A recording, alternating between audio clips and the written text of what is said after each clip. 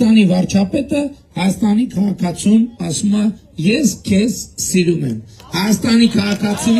վարչապետին ասում է ես քեզ սիրում եմ։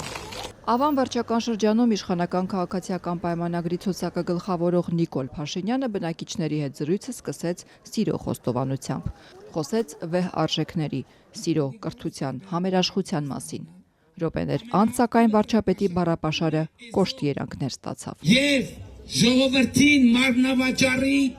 դիրքում են ուզում դնել Նրանք ասելով Փաշինյանը ընդդիմադիր 3 ուժերին նկատի ուներ իր ձևակերպմամբ եռագլուխ հրեշին, որոնց գործողություններին այսօր նոր բնութագիր տվեց։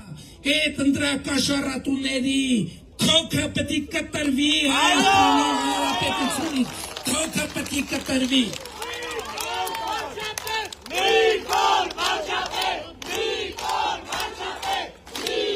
Մի հատ են քորը տալիս են մարդկանց,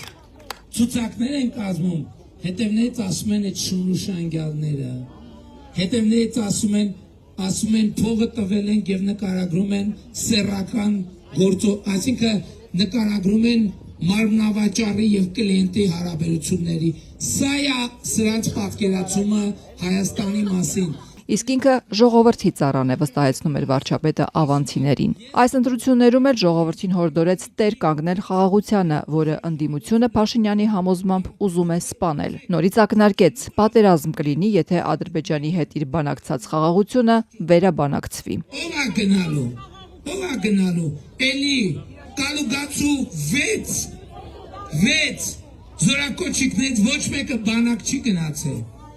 Ռոբերտ Քոչարյանի տղեկը ծառայել են Նալբանդյան փողոցում, Երևանի Նալբանդյան փողոցում։ Իսկ Գագիկ Ծառուկյանի տղեն մարտական մեծ ուղի ունի անցած, Առինջում, Ավանում, սրա նրա վրա կրակելով, Երևանում կրակելով, Տեցում չգիտեմ որտեղ կրակելով։ Մի քանի օր առաջ էր միլիարդատեր ընդդիմադիր գործիչ Սամվել Կարապետյանի տոհմից զավակներին հիշել էր Պաշտպանության նախարարը, հարց բարձրացնելով, ինչու նրա գերդաստանի տղաները չեն վիրավորվել կամ նահատակվել հանուն Հայաստանի։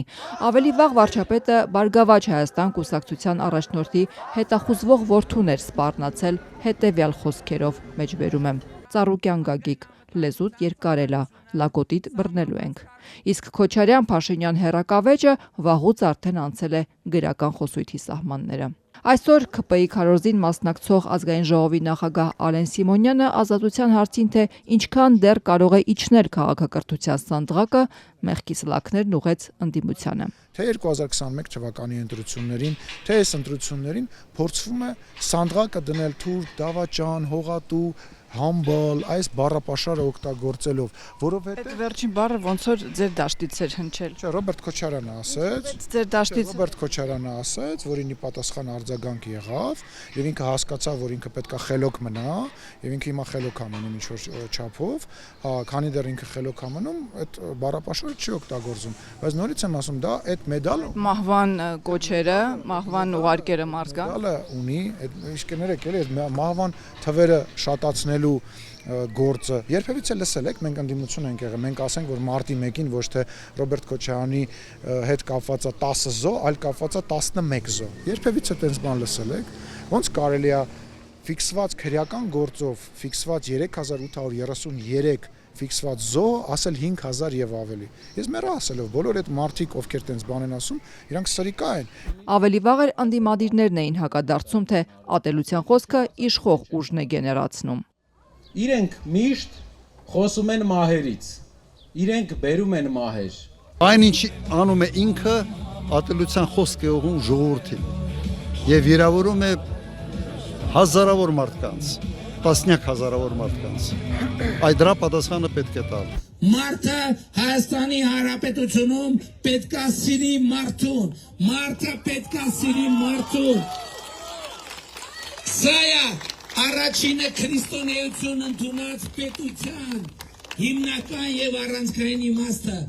Վարչապետին Ավանում եւս շրջապատել էին երեխաները, քարտեզ, սրտաձև թխվածք ու սելֆիներ։ ԿՊ առաջնորդի քարոզարշավում սա արդեն առանձին օրակարգ է դարձել։ Ձեր գործ նկարվելու եւ քարտեզ ստանալու ցանկություն կա։